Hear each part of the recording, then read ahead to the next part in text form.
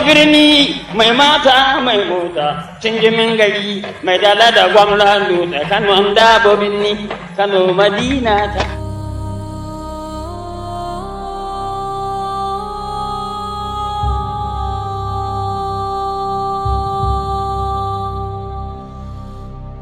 Nan anguwar Audu Bako ce kan titin asibitin Nasarawa. Nan kuma shine bayan filin sukuwa da ke Nasarawa GRA. Mu dawo unguwar Railway wato tashar jirgin ƙasa.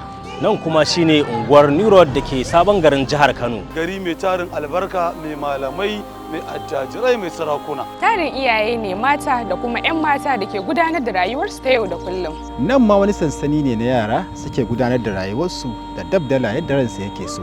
Ɗaya daga cikin sansanin ƙananan yara wanda wasu da yawa daga cikinsu a nan aka haife su. Wasu an haife su ne ba tare da hanyar aure ba.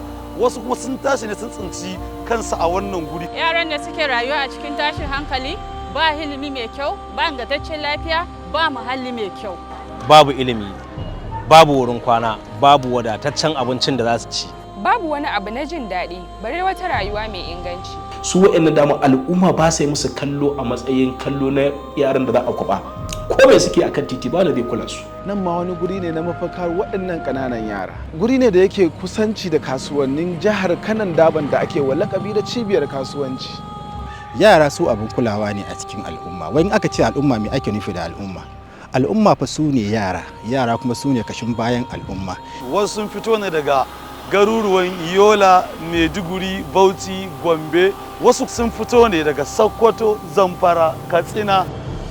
Wasu daga cikin gurɓatattun mutane kan iya amfani da waɗannan yara wajen rarraba musu ko kuma safarar miyagun ƙwayoyi. Yankin da rikicin ta'addanci ya farraka wasu iyalan, wasu iyayen nasu ma ba sa raye.